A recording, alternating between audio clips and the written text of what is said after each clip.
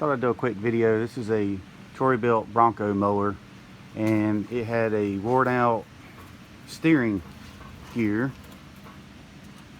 So I've already put a new gear on it. But basically, you take this nut off. I've already put a new one on with the new. This is the old gear that I took off. You can see it's worn. It's got basically a groove worn all the way around it. And then this was the bushing. So it's kind of a hexagonal bushing, and that hole's not supposed to be oblong like that. So obviously it's wore out.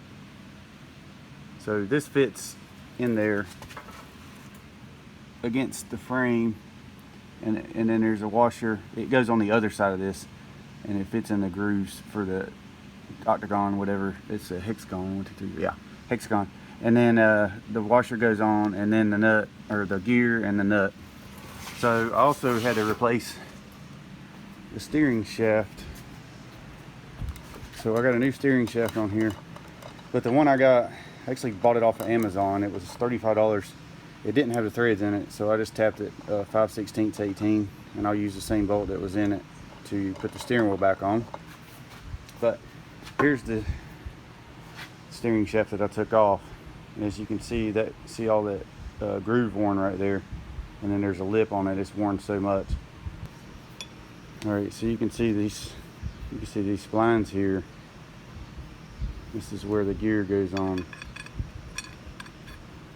and then this bushing actually goes on first, or like this. All right, sorry about the camera here. Bushing goes on like that, and then this gear goes on after it goes through the chassis, then the washer, and then the nut. So like I said, as you can see, that one's wore out, so I replaced it. That's basically it. All these mowers are kind of the same. You know, some of these bushings are different thicknesses. I think there's maybe 3 different thicknesses, and these gears are all basically the same. But that's what happens whenever you lose your steering, or your steering gets really sloppy on these mowers. So hopefully I helped you be able to fix your steering issues.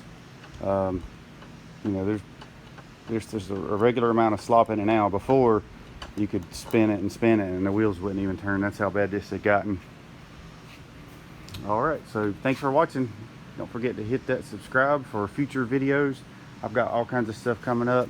Working on this Ford tractor here, doing a diesel injection pump.